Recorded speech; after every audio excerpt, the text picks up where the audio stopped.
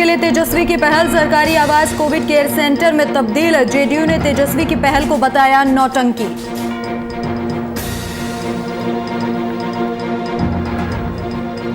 Corona काल में court कचहरी का काम ठप, अधिवक्ताओं के सामने आई आर्थिक तंगी की समस्या। अधिवक्ताओं को अनुदान और ऋण दिए जाने की मांग तेज। पूर्णिया पुलिस ने लूटकांड का किया खुलासा, लूट में शामिल तीनों आरोपियों को किया गिरफ्तार। बीते 12 मई को व्यवसायी से हुई थी 5 लाख की लूट।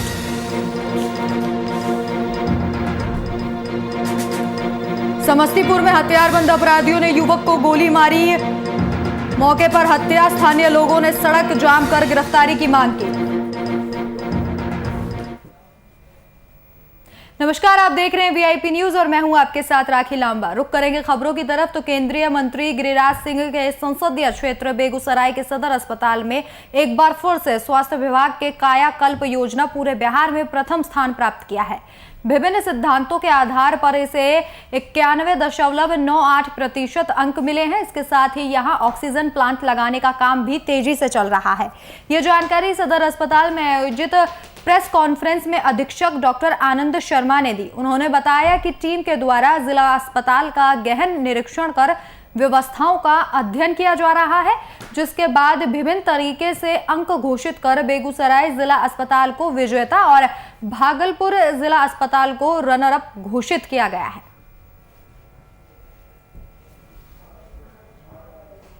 कहीं भी सदर अस्पताल कहीं भी है, सभी जगह वेंटिलेटर ऐसे ही पड़ा हुआ है। सभी को 5 वेंटिलेटर प्राइम मिनिस्टर की योजना से मिला था। हम लोग को 4 वेंटिलेटर है, ये गिफ्ट मिला था। तो हम लोग के पास 9 वेंटिलेटर है। तो हम लोग ने उसको टेक्नीशियन को बहाली करके किसी तरह से करके हम लोग ने आईसीयू स्टार्ट करा।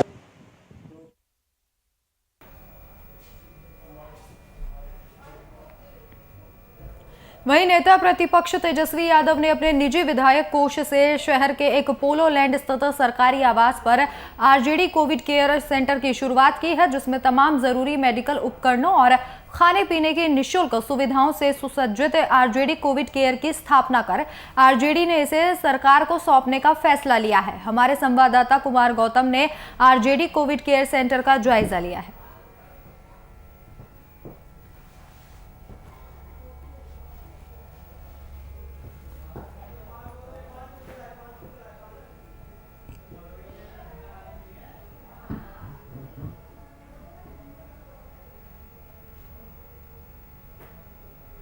कहर है और इस कहर के बीच आज राजधानी पटना से एक अच्छी खबर है, जहां 50 मरीजों के इलाज के लिए कोविड सेंटर की व्यवस्था की गई है। पूरी खबर हम आपको बताते हैं। ये व्यवस्था किसकी तरफ से की गई है, क्योंकि इस खबर के साथ ही सियासत भी शुरू हो गई है। नेता प्रतिपक्ष तेजस्वी यादव एक पोलो रोड में रहते हैं, जिन्होंने ये व्यवस्था शुरू की है। यहाँ पर कोविड के सेंटर बनाए गए हैं और कोविड सेंटर के जरिए नेता प्रतिपक्ष तेजस्वी यादव नेता विरोधी दल बिहार विधानसभा का ये आवास है जो आवंटित है और यहीं पर ये सेंटर बनाए गए हैं। सेंटर के रूप में साफ तौर पे लिखा हुआ है कोविड केयर सेंटर, एक पोलो रोड श्री तेजस्वी यादव के आवास पर, और 50 बेड की व्यवस्था की गई है। व्यवस्था के साथ साथ डॉक्टर भी चिकित्सा प्रकोष्ठ के तमाम डॉक्टरों को आपने सुना। इसके साथ ही हम आपको बता दें कि तेजस्वी यादव के आवास पर इस वक्त शक्ति सिंह यादव जी भी हैं, मुख्य प्रवक्ता। इनसे बात करते हैं और जानते हैं कि कितनी मुकम्मल व्यवस्था है और कोरोना के इस कहर के बीच आखिर ऐसी व्यवस्था क्यों करनी पड़ी।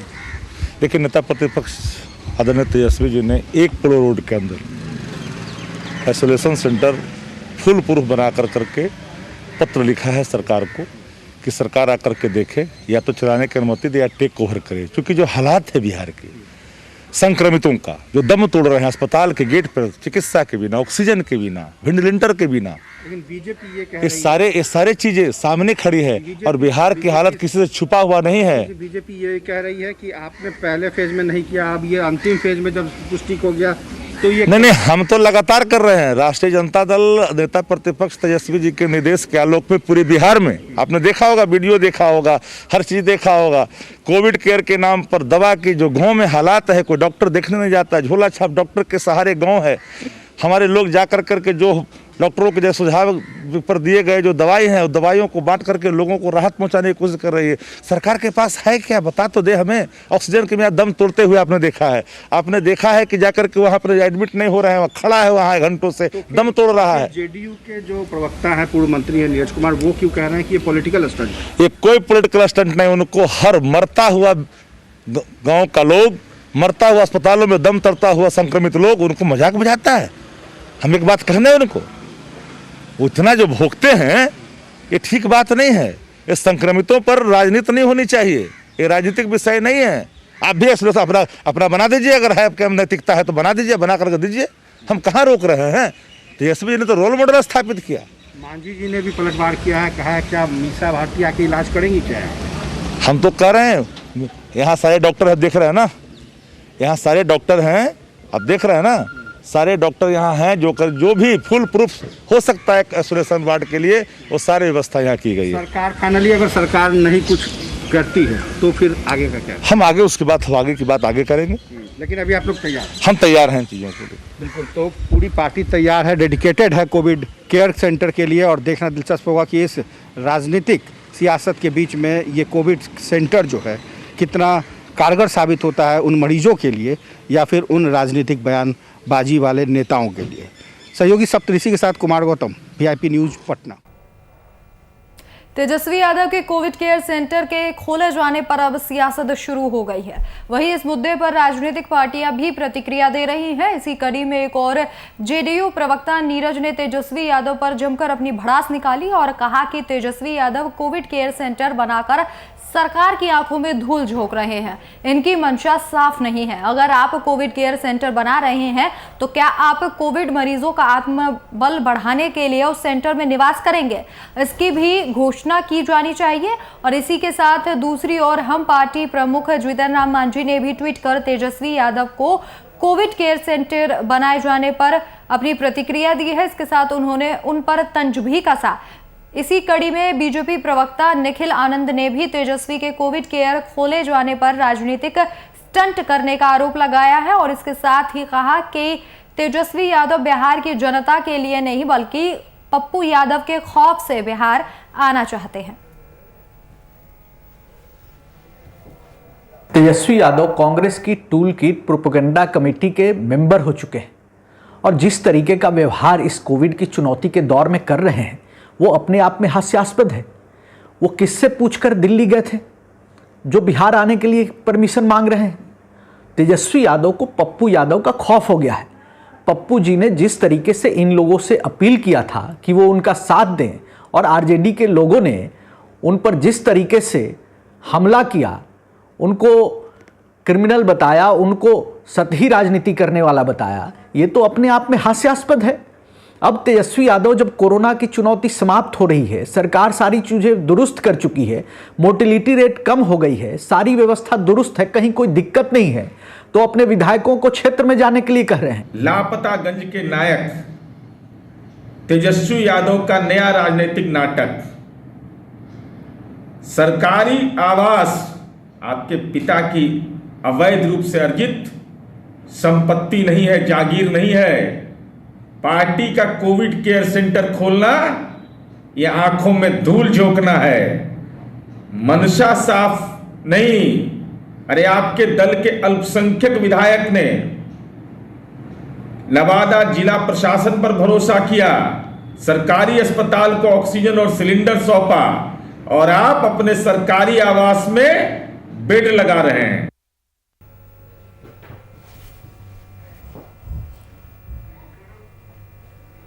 वहीं जाप कार्यकर्ताओं की तरफ से पटना के बांसघाट के पास बिहार के मुख्यमंत्री और स्वास्थ्य मंत्री समेत सारण से सांसद राजीव प्रताप रूडी का पुतला जलाकर विरोध प्रदर्शन किया गया। इस दौरान जाप कार्यकर्ता ने सीएम का फोटो लगाकर चिता जलाई। आपको बता दें कि पप्पू यादव की गिरफ्तारी को लेकर जाप कार्यकर्ताओं में खासा आक्रोश देखने को मिल रहा है।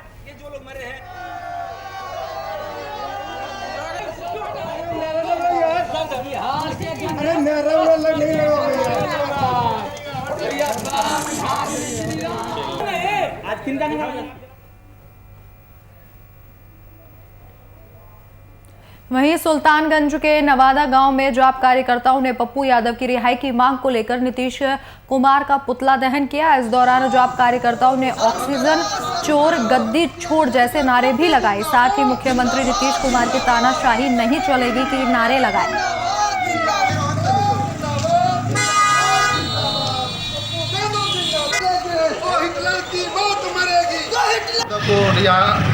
जेल दिया गया है, उसी दिन से भागलपुर जिला जन अधिकार पार्टी प्रदेश नेतृत्व के हिसाब से और जिला नेतृत्व के हिसाब से कार्यक्रम कर रहा है। उसी के आधार पे रंजीत जी के नेतृत्व में और विनीत जी के संचालन में यह पुतला दहन कार्यक्रम किया गया, जो कि आप देख रहे हैं कि हम लोग नारा लगाते हुए पप्पू यादव की रिहाई की मांग करते हैं। और हम विश्वास करते हैं भागलपुर जिला जन अधिकार पार्टी पे, जब तक पप्पू यादव की रिहाई नहीं हो जाती है, पार्टी अपने स्तर से सभी जगह इसी तरह का कार्यक्रम करती रहेगी और आगे भी करते रहेगा। आपका परिचय? नीरज कुमार, जिला अध्यक्ष जन अधिकार पार्टी भागलपुर जिला।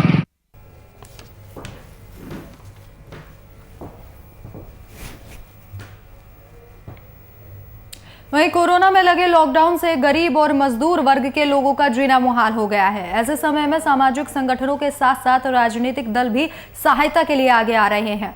वहीं एलजेपी के राष्ट्रीय अध्यक्ष के आदेश से युवा एलजेपी की तरफ से राजधानी के खैतान मार्केट में गरीब लोगों के बीच सूखे खाद्य सामग्री का वितरण किया गया, जिससे लोगों के चेहरे पर खुशी दिखाई दी।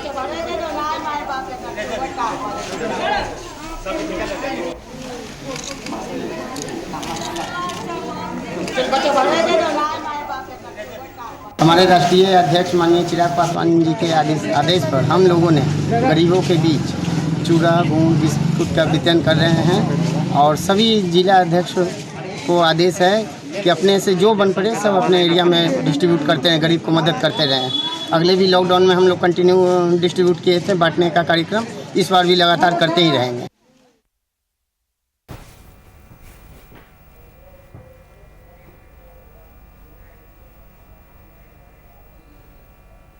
पटना के मशहूर डॉक्टर प्रभात कुमार का पार्थिव शरीर हैदराबाद से पटना एयरपोर्ट पहुंचा, जिसके बाद राज्य के सभी वरिष्ठ चिकित्सक पटना एयरपोर्ट पहुंचे, जिसके बाद स्वर्गीय डॉक्टर प्रभात कुमार को श्रद्धांजलि दी गई। वहीं कांग्रेस सांसद अखिलेश सिंह ने भी स्वर्गीय डॉक्टर प्रभात कुमार को श्रद्धांजलि दी। चिकित्सकों ने इसे स्वास्थ्य जगत और पूरे देश के लिए एक बड़ी क्षति बताया।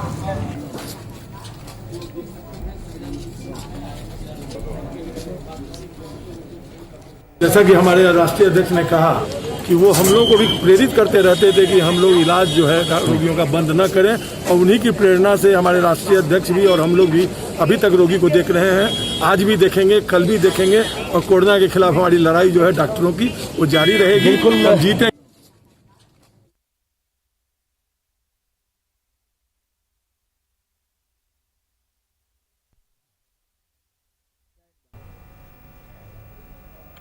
कोरोना वायरस की दूसरी लहर से एनटीपीसी की बाढ़ परियोजना पर भी प्रभाव देखने को मिला है। हालांकि बड़ी संख्या में कर्मचारियों और श्रमिकों के संक्रमित होने के बाद पिछले कुछ दिनों से एक भी पॉजिटिव केस अब तक सामने नहीं आया है। ज्यादातर कर्मी वापस ठीक होकर कार्यस्थल पर भी लौट गए हैं। वहीं परियोजना के इंजीनियर्स बताते हैं कि बाढ़ परियोजना पूरे देश में विद्युत आपूर्ति करने के लिए सजग है और कोरोना सावधानियों का अनुपालन करते हुए सभी एक बेहतर टीम की भावना के साथ काम कर रहे हैं।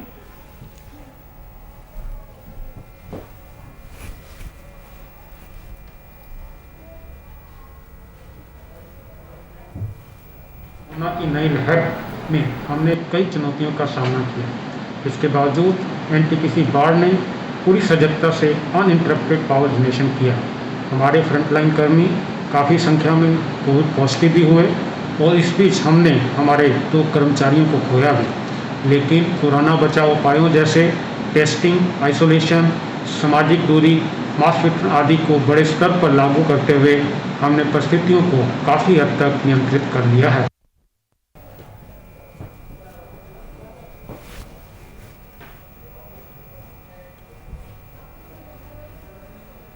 बिहार सरकार के आदेश अनुसार सभी प्रकार के कोचिंग संस्थान और स्कूलों को पूरी तरीके से बंद कर दिया गया है, लेकिन कोटवा वाजपेयी टोला में एक कोचिंग संस्थान जिसका मालिक संदीप श्रीवास्तव है, वो इस लॉकडाउन में कोरोना गाइडलाइन की धज्जियां उड़ाते हुए कोचिंग चला रहा है, जिसकी सूचना मिलते ही बीडीओ सीओ थाना अध्यक्ष महेंद्र कुमार ने अपने दल बल के साथ जाकर लॉकडाउन का उल्लंघन कर रहे कोचिंग के मालिक को धर दबोचा और संस्थान को पूरे तरीके से सील कर दिया है।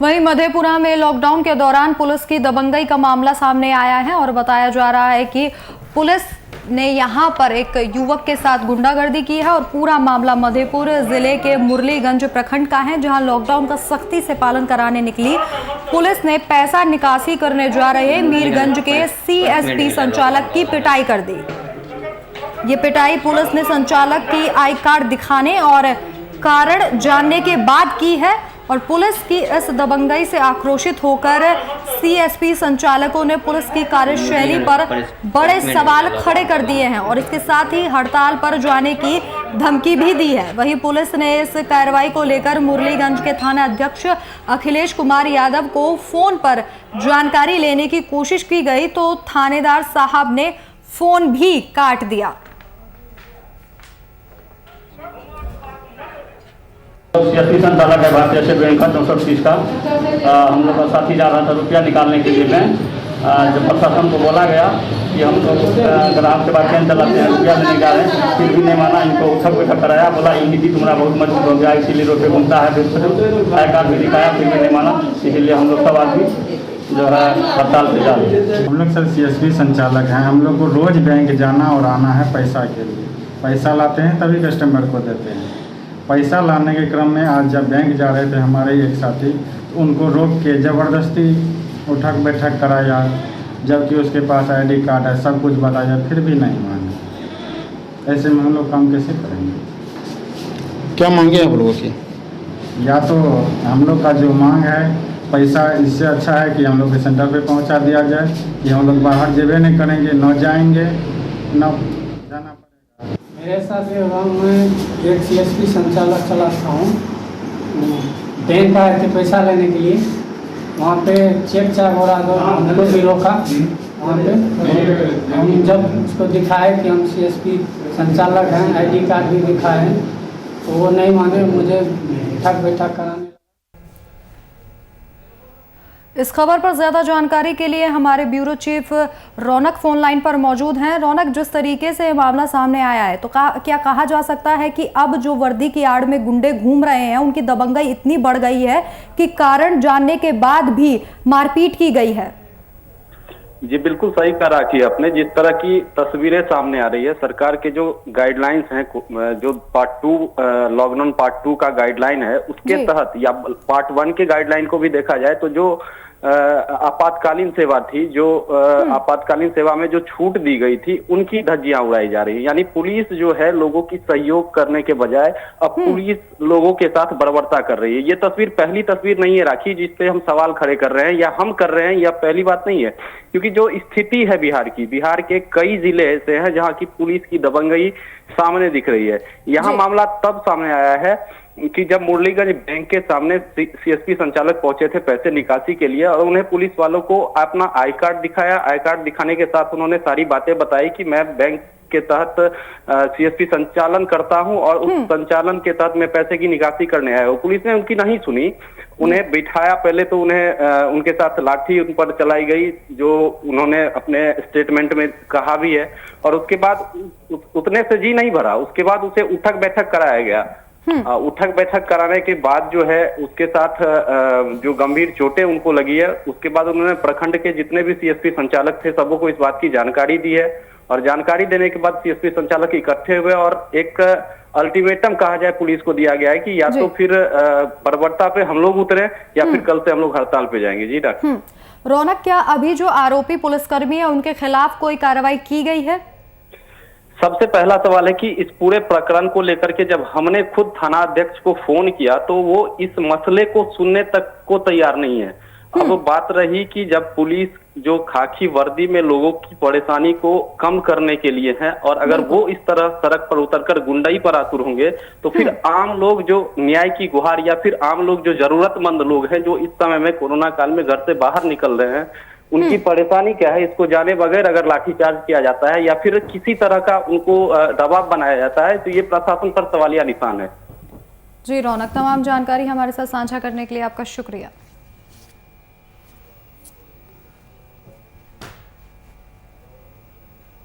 वहीं पूर्णिया में बीते 12 मई को गुलाब बाग के व्यवसायी प्रहलाद कुमार जायसवाल से हुई लूटकांड को पुलिस ने खुलासा कर दिया है। पुलिस ने घटना में शामिल 3 बदमाशों को अवैध हथियार, गोली और मोबाइल के साथ गिरफ्तार किया है। इस मामले की जानकारी देते हुए एसपी दयाशंकर ने बताया कि व्यवसायी एसबीआई बैंक से 5 लाख रुपए निकालकर घर वापस आ रहा था।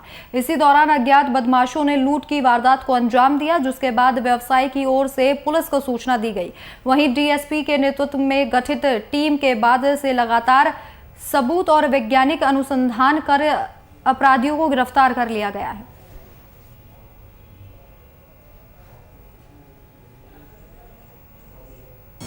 दिनांक 12/5/2021 को वादी प्रहलाद कुमार जायसवाल के द्वारा थाने पर सूचना दी गई कि संध्या में एसबीआई से 5 लाख रुपए उनके द्वारा निकाल के जाया जा रहा था। कुछ लोग घात लगा के इंतज़ार कर रहे थे और उन्होंने इनके साथ लूट की घटना को अंजाम दिया और 5 लाख रुपए इनसे छीन के ले गया। इस घटना के संज्ञान में आते ही अनुमंडल पुलिस पदाधिकारी श्री आनंद पांडे जी के नेतृत्व में एक टीम गठित की गई थी। इस टीम में सदर थाना अध्यक्ष और तकनीकी दल के पदाधिकारी भी थे। टीम ने लगातार उस रूट को ट्रैक करते हुए, सीसीटीवी फुटेज को ट्रैक करते हुए, मोबाइल सर्विलांस के आधार पर 3 दिन के अंदर इस केस को पूरी तरह से डिटेक्ट कर लिया। काजी मोहम्मदपुर के आरडीएस कॉलेज के सामने 5 साल की बच्ची की नाले में डूबने से मौत हो गई। जानकारी के अनुसार खेलते वक्त बच्ची घर के बाहर नाले में गिर गई, जिससे उसकी मौत हो गई। खुला नाला होने के कारण मौत के बाद स्थानीय लोगों में काफी आक्रोश देखने को मिला है। वहीं सूचना के बाद मौके पर पहुंची पुलिस जांच में जुट गई है।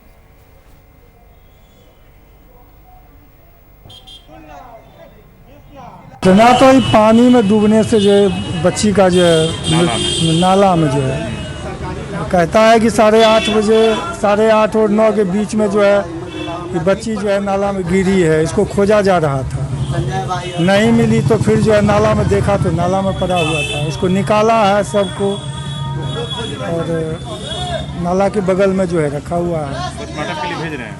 अब पोस्टमार्टम के लिए भेजबे नहीं करेंगे। आगे कार्रवाई आगे का कार्रवाई जो पुलिस कार्रवाई उचित होगा करेंगे। मोकामा में लॉकडाउन के मद्देनजर गरीबों को भरपेट भोजन कराने के लिए प्रखंड स्तर पर सामुदायिक किचन का आगाज किया जा रहा है।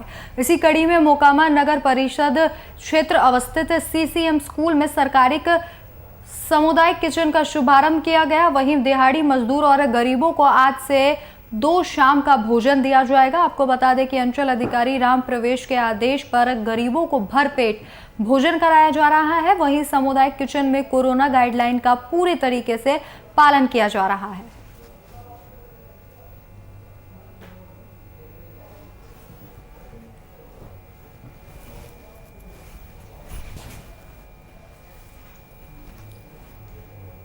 कोरोना काल में कोर्ट कचहरी का काम ठप होने से वकीलों के सामने आर्थिक तंगी की समस्या आ गई है। आर्थिक तंगी का सिलसिला समस्तीपुर के अधिवक्ताओं के बीच गहराता जा रहा है। इस समस्या को लेकर पत्रकारों को संबोधित करते हुए दिल सिंह सराय अनुमंडलीय व्यवहार न्यायालय के वकील संघ के अध्यक्ष विनोद पोद्दार ने बार काउंसिलिंग और बिहार सरकार से वकीलों को अनुदान और ऋण दिए जाने की मांग की है। आज कोरोना काल में अधिवक्ताओं की जिंदगी काफ़ी दयनीय हो गई है। लगातार 15 महीना से कोर्ट सुचारू रूप से नहीं चल रहा है, जिस कारण से अधिवक्ताओं के बीच आर्थिक समस्या गहरा रही है। अधिकांश अधिवक्ता मध्यम वर्गीय और निम्न वर्ग के लोग जो व्यवहार न्यायालय में डेली कमाते हैं, डेली खाते हैं। आज उनके सामने आवश्यकता रोजी रोटी, वस्त्र, दवा इत्यादि का हो गया है, जिसकी काफ़ी कठिनाई है। और अब खबर मधेपुरा से है, जहां लॉकडाउन से रोजगार प्रभावित हुए लोगों के लिए सामुदायिक रसोई खाना संचालित किया जा रहा है। उदा किशुनगंज अनुमंडल मुख्यालय में जिला प्रशासन की देखरेख में इस रसोई का संचालन किया जा रहा है। वहीं सामुदायिक रसोई खाना में तमाम व्यवस्थाएं मुकम्मल देखने को मिल रही हैं। करीब लोग 80, 90, 95 आ रहे हैं खाना खाने के लिए। 6 तारीख से, जब 5 तारीख को जो लॉकडाउन की घोषणा हुई, तब से 6 तारीख से यहाँ पे सामुदायिक रसोई कोविड-19 के जो भी आलोक में जो पत्र निकला सरकार का, उसके आलोक में यहाँ पे सामुदायिक किचन चलाया जा रहा है, जिसमें आस पड़ोस के जो भी मजदूर, निराश्रित, निर्धन व्यक्ति हैं वो खाने के लिए आए। फिलहाल इस वक्त के बुलेटिन में मेरे साथ इतना ही। देश और दुनिया की तमाम बड़ी खबरों के लिए देखते रहिए VIP न्यूज़। नमस्कार।